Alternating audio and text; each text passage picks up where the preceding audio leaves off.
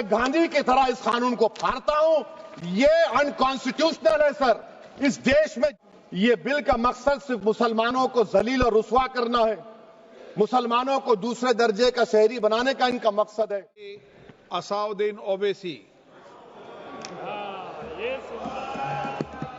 बहुत शुक्रिया sir. Speaker sir, मैं ये वक्फ तरमीमी बिल की मुखालिफत में खड़ा हुआ हूं। किसी एक शायर ने बड़ा अच्छा कहा था, जब भी ज़मीर और ज़र्फ का सौदा हो दोस्तों, जब भी ज़मीर और ज़र्फ का सौदा हो दोस्तों, कायम रहो हुसैन के इनकार की तरह। सर, ये वक्फ तरमीमी बिल भारत के गयूर मुसलमानों के ईमान पर, इबादत पर एक हमला है। नरेंद्र मोदी की हुकूमत ने इस मुल्क की सबसे बड़ी अक़लियत के खिलाफ एक ऐलान जंग कर दिया, और ये जंग ना सिर्फ मेरे जिस्म पर है, बल्कि मेरी आज़ादी पर, मेरी समाजी और माशी मार्जिनलाइजेशन पर है, मेरी शहरियत पर है, मेरे मदरसे, मस्जिदों, खानखाहों और दरगाहों को निशाना बनाया जा रहा है। और ये हुकूमत सच्चाई को नहीं बयान कर रही है कि ये तरमीमी बिल से मुसलमानों का तहफ़्फ़ुज़, तरक्की और गुर्बत का खात्मा होगा। ये सरासर झूठ है। सर, अगर आप आइन के आर्टिकल 14 को देखेंगे तो उसमें लिखा हुआ है इक्वल प्रोटेक्शन। अब आप देख लीजिए सर कि हिंदू, सिख और जैन को और बौद्ध को उनके एंडोमेंट में तहफ़्फ़ुज़ मिलेगा, क्योंकि उनका एंडोमेंट बाय यूजर बरकरार है और उनका एडमिनिस्ट्रेशन उनके हाथ में होगा कि गैर हिंदू या गैर उनके मजहब का आदमी दान भी दे सकता है उनके लिए, और एंडोमेंट बोर्ड का तहफ़्फ़ुज़ भी मिलेगा, क्योंकि उसके ऊपर ओवरराइडिंग क्लॉज अप्लाई नहीं होगा, लिमिटेशन का कानून उस पर अप्लाई नहीं होगा। उसके बरक्स ऑपोजिट आप देख लीजिए, मुस्लिम वक्फ को वक्फ बाय यूजर निकाल दिया गया। एक मुस्लिम वक्फ की जायदाद पर कब्जा होगा, लिमिटेशन लगेगा तो जो एनक्रोचर है, जो खाबिज है, वो रातों रात मालिक बन जाएगा और एक गैर मुस्लिम वक्फ बोर्ड को एडमिनिस्टर करेगा। ये आर्टिकल 14 के इक्वल प्रोटेक्शन का वायलेशन।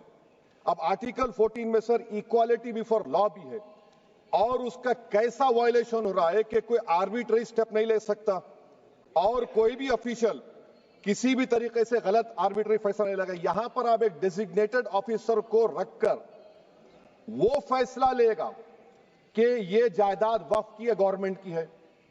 क्या ये प्रिंसिपल्स ऑफ नेचुरलिटी के खिलाफ नहीं है जिसका तकर्रुर एग्जीक्यूटिव करती है? ये हमारे theory of separation of powers, Bharat के आइन का बेसिक स्ट्रक्चर का हिस्सा है। क्या इसका वायलेशन नहीं है? सर, आर्टिकल 25 का वायलेशन कैसे है कि आप मुसलमानों से वक्फ बाय यूजर छीन रहे हैं और फिर आप कर्ब कर रहे हैं वक्फ वाल औलाद को, मगर वहीं पर दूसरे धर्म के मानने वालों को उनके मजहब पर चलने की पूरी इजाजत है। लफ्ज जो आर्टिकल 25 में इस्तेमाल हुआ सर, वो इक्वली एंटाइटल्ड, यहां पर मुसलमानों के इक्वल एंटाइटल्ड नहीं हो रहा। अभी हम गृह मंत्री का, वजीर दाखिला का यहां पर उनका हमने तकरीर सुनी, यहां पर वो ये कहते हैं, वजीर दाखिला, शायद वो कटमुल्ला की जबान ना कह दें, वजीर दाखिला कहने पर वजीर दाखिला ने अपने बयान में कहा कि बोर्ड और काउंसिल जो होगा वो माने वक्फ इस्लाम से अलग है। सर, अगर ये बात सच है आपकी, तो फिर आपको यह कानून बनाने की जरूरत ही नहीं है। आप एक नॉन स्टैट्यूटरी बॉडी बना दीजिए। ये जो कानून बन रहा है ना सर, ये आर्टिकल 26 इसका सोर्स है, और आर्टिकल 26 जब इसका सोर्स है तो आर्टिकल 26 का ABCD क्या कहता है कि रिलीजियस डिनोमिनेशन को अपने मजहब के अफेयर्स खुद चलाना, मूवेबल इमूवेबल प्रॉपर्टी को लेना और एडमिनिस्टर करना। जब हिंदू धर्म को, बौद्ध धर्म को, सिखों को यह राइट दिया गया है, तो आप कैसे मुसलमानों से छीन रहे हैं? तो ये आर्टिकल 26 का ग्रेव वायलेशन है। तो सर, अब वक्फ बाय यूजर का मामला देखिए, मिनिस्टर साहब ने कहा कि एंक्रोचमेंट हो रहा है, 17,000 एंक्रोचमेंट हुए हैं। तो यही नरेंद्र मोदी की हुकूमत ने 2014 में उस वक्त के मंत्री ने एक Waqf properties eviction of unauthorised occupants bill को इंट्रोड्यूस किया। आपने विड्रॉ कर लिया 2024 में उसको। क्यों विड्रॉ किया सर आपने? जब आप मान रहे थे कि एंक्रोचमेंट हो रहा है तो आपने बिल को विड्रॉ कर लिया। अच्छा सर, अब वक्फ बाय यूजर को आपने निकाल दिया, माने कंडीशन क्या लगाए कि अगर उसमें डिस्प्यूट होगा और गवर्नमेंट प्रॉपर्टी होगी। सर, डिस्प्यूट तो है। मिसाल के तौर पर मोहिबुल्लाह साहब जिस मस्जिद के इमाम हैं, पार्लियामेंट के सामने मस्जिद है सर, 123 प्रॉपर्टीज में मस्जिद है, डिस्प्यूट चल रहा है। कल कलेक्टर या डिस्ट्रिक्ट ऑफिसर बोलेगा कि भाई साहब ये गवर्नमेंट प्रॉपर्टी है, स्टिकर लगा दिया जाएगा, मस्जिद बंद, गवर्नमेंट प्रॉपर्टी हो गई, होगी ना sir.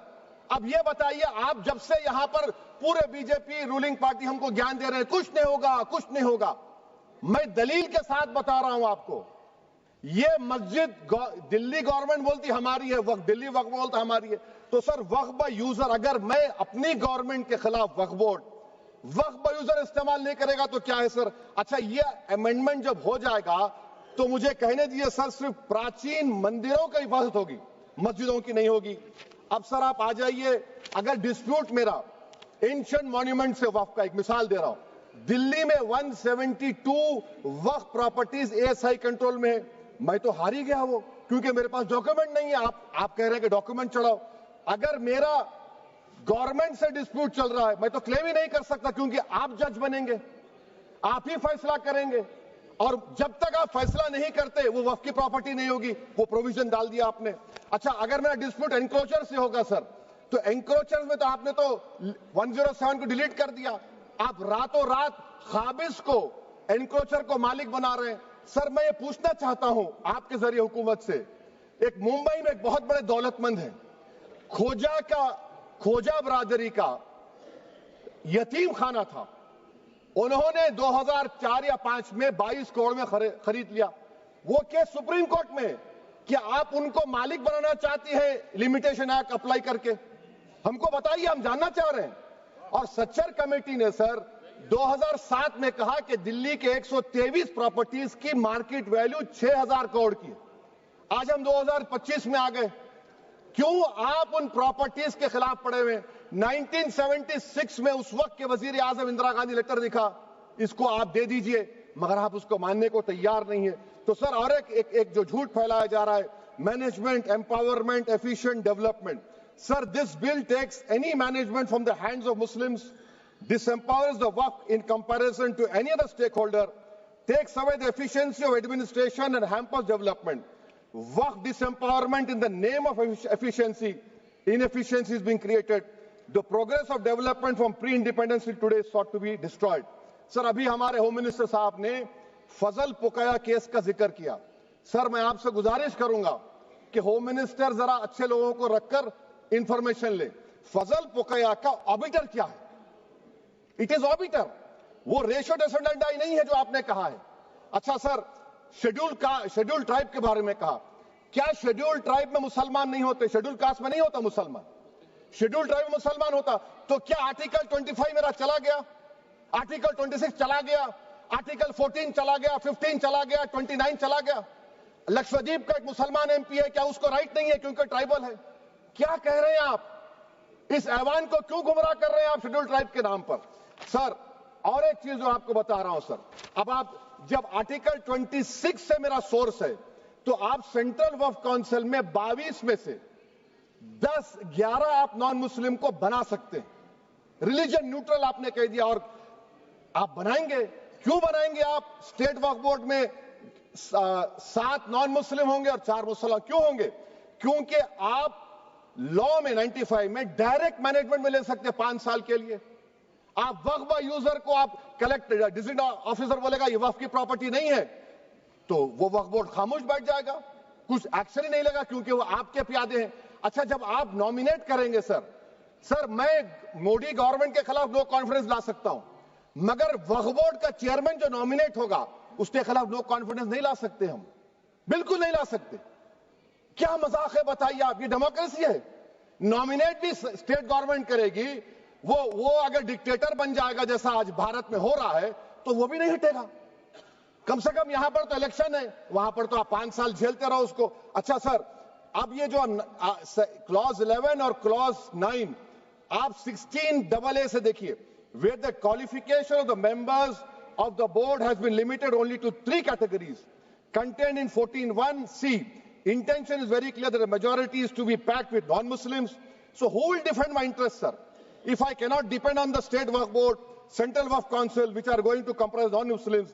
This in itself is a clear violation of Article 26, 14 and 15, sir. अच्छा सर, CO पहले 95 एक्ट में था कि वर्ड मुस्लिम, आपने गायब कर दिया उसको. अरे आखिर क्यों इतनी नफरत है आपके लफ्ज मुसलमान से? अच्छा फिर क्या कह रहे हैं आप कि ये भी आर्टिकल 26 का वायलेशन है. सब जितने हिंदू धर्म के प्रॉपर्टीज हैं, सिख धर्म के, बौद्ध के हैं और आपके जैन के, वहां पर उन्हीं के मजहब का ऑफिसर होगा. और कहां पर नहीं होगा? वक्फ बोर्ड में. Waqf board is a pure religious institution. इसको समझने की जरूरत है. तो आप ये कर दे रहे हैं सर. अच्छा सर, आप देखिए, अब आप आ जाइए ये ट्राइब्यूनल पर.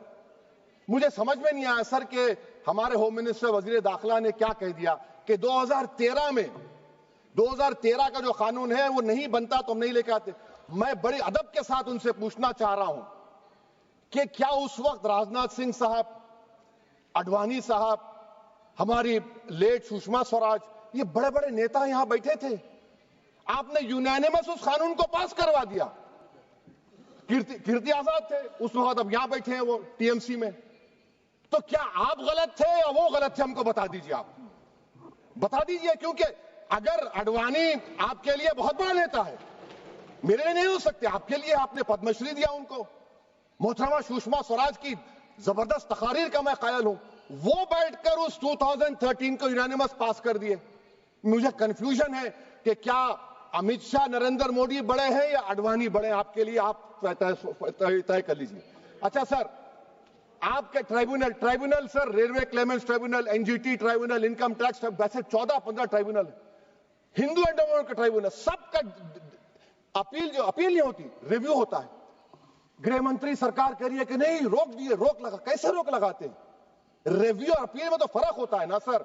आप ही कह रहे हैं कि पूरे कोर्ट्स में बैकलॉग है और आप अपील कर रहे हैं. अच्छा सर, रिटायर्ड डिस्ट्रिक्ट जज 95 में सिटिंग डिस्ट्रिक्ट जज था, जो एडमिनिस्ट्रेटिव कंट्रोल था सीजीआई साहब, उसको निकाल दिए. अच्छा सर, अब आप अभी हमारे मंत्री साहब ने कहा trust, sir Shri Sai Baba trust 2004, वो ये कहता है जो ऑफिसर उसमें काम करता उसको साई बाबा का डिवोटी होने चाहिए और उसको डिक्लेरेशन लिख के देना पड़ेगा. यहां पर हो रहा तो यहां पर क्यों नहीं हो रहा? अच्छा सर, आप फिर देख लीजिए, ये आपका हो गया सर. हाँ, अब अमित शाह साहब ने सेक्शन 2A के बारे में कहा और उन्होंने इस बात का इकरार कर लिया कि दाऊदी बोहरा के लिए यह बनाया गया है. मगर मैं आपके जरिए से गवर्नमेंट से पूछना चाह रहा हूं, आपने तो उस प्रोवाइजो में दाऊदी बोहरा का नाम ही नहीं लिखा. आपने उनको भी थैंक यू कर दिया, उनका नाम क्यों नहीं लिखा आपने? और सर, और गवर्नमेंट क्या कर रही है? आप मुस्लिम समाज में जो बेकार किस्म के लोग हैं उनको एक रास्ता बना रहे हैं, एग्जिट दिखा रहे हैं कि तुम्हें वक्त से बचना है तो तुम्हें ट्रस्ट बना लो. ये क्या कर रहे हैं सर आप? कम से कम उन दाऊदी बोहरा को आप दे देते. अच्छा sir, clause 3V section 36 clause 18 देख लीजिए. Oral Waqf, oral appointment has sought to be discontinued even though it is recognized practice in Islam. Muslim personal law is recognized oral waqf and 1937 Shariat Application Act. Sir, आप clause 39 पर आ जाइए. 5 साल के लिए मुसलमान. मैं किरण रिजिजू से पूछना चाहता हूं, सर दाढ़ी रखे तो मुसलमान प्रैक्टिसिंग है या क्लीन शेव आपकी तरह है? तो बताइए हमको, प्रैक्टिसिंग क्या होगा? अच्छा, किसी को पकड़ के मॉब लिंच कर दिया और बोले कि JSR का नारा लगाया, और वो JSR का नारा लगाया तो क्या मुसलमान रहेगा? नहीं रहेगा. या फिर देश के प्रधानमंत्री ने कहा था कपड़े देखकर पहचानो, तो क्या कपड़े देखकर आप कह देंगे? अच्छा, अगर कोई क्रिश्चियन हिंदू धर्म कबूल करता है तो क्या वो मंदिर को नहीं दे सकता प्रॉपर्टी? फिर भारत के संविधान में आर्टिकल 300 क्यों है सर? राइट टू इक्वालिटी क्यों है? फ्रीडम ऑफ रिलीजन क्यों है? 5 साल कहां से लाएंगे? अच्छा सर, और एक चीज सर, और एक चीज मैं आपको बोल के खत्म कर दूंगा सर. इस बिल में वक्फ औलाद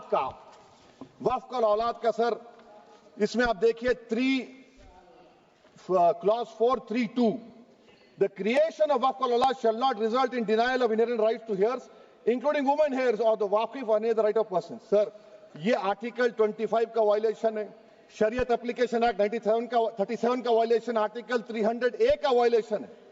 अच्छा, हिंदू धर्म में सेल्फ एक्वायर्ड प्रॉपर्टी को एक हिंदू, अब उसके फर्ज के 2 बच्चे हैं, वो एक को अपनी पूरी दौलत दे सकता है, कोई रोक टोक नहीं है. वो कहेगा नहीं मैं घर के बच्चों को नहीं दूंगा, मोहल्ले के गरीब को दे दूंगा, वो भी कोई रोक टोक नहीं है। वहां पर आपको बच्चों की फिक्र नहीं है। जब मैं अपनी प्रॉपर्टी को अल्लाह को मालिक बनाकर दे रहा हूं, आप कह रहे बच्चों की फिक्र नहीं है। इतनी मोहब्बत आप बिल्किस बानो से दिखा देते तो आपके लिए दुआएं देती आपके लिए। तो सर आप दूसरी बात आप देख लीजिए सर, आखिरी बात कहकर मैं अपनी बात को मुकम्मल कर रहा हूं सर। नहीं मुकम्मल कर रहा हूं। स्पीकर साहब बहुत टाइम दे दिए। सर आप देखिए, इसमें अमित शाह साहब बोले कि इतनी प्रॉपर्टीज का कब्जा हुआ, चोरी हुई, ये हुआ। सर क्लास 2652A सेक्शन, अगर कोई प्रॉपर्टी बेचता है 2 साल की सजा थी, आपने क्या कर दिया, उसको 6 महीने कर दिया। नॉन बेलेबल था, आपने बेलेबल कर दिया। सेक्शन 40 की बात करते हैं। सेक्शन 40 में सर हमको जो ज्वाइंट वर्किंग कमेटी का जो नोट्स दिए, उसमें मिनिस्ट्री ऑफ माइनॉरिटी अफेयर्स ने कहा कि 30 साल में 515 केसेस सेक्शन 40 के और सिर्फ 8 लोग कोर्ट को गए। वक्फ यूजर का कानून तेलंगाना आंध्रा में है, सेक्शन 40 का कानून तमिलनाडु 63 है, आंध्र प्रदेश में 43 है। और सर आप डायरेक्शन दे रहे हैं, अच्छा क्लॉज 4218B देखिए सर, आप रूल बना रहे हैं, कोऑपरेटिव फेडरलिज्म के खिलाफ है, इतना रूल बना रहे हैं। और आखिर में सर मैं आपको बताना चाह रहा हूं स्पीकर साहब, ये बिल का मकसद सिर्फ मुसलमानों को जलील और रुस्वा करना है, मुसलमानों को दूसरे दर्जे का शहरी बनाने का इनका मकसद है। सर अगर आप हिस्ट्री को पढ़ेंगे तो महात्मा गांधी उस वक्त के व्हाइट अफ्रीका में सफेद फार्म अफ्रीका के कानून को महात्मा गांधी ने कहा था कि ये मेरा कॉन्शियंस इसको मानता नहीं, मैं इस कानून को कबूल नहीं करता हूं। तो महात्मा गांधी ने क्या किया, उन्होंने उस कानून को फाड़ दिया। तो मैं गांधी की तरह इस कानून को फाड़ता हूं। ये अनकॉन्स्टिट्यूशनल है सर। इस देश में झगड़े पैदा करने का काम बीजेपी करना चाहती है मस्जिद और मंदिर के नाम पर, इसीलिए मैं इसका कंडेम करता हूं। और मैं आपसे गुजारिश करता हूं कि मैंने अपने 10 अमेंडमेंट दी है, आप इसको कबूल करिए सर, मुझे बोलने का मौका दीजिए और उस पर डिवीजन का मैं डिमांड भी करूंगा। Thank you sir.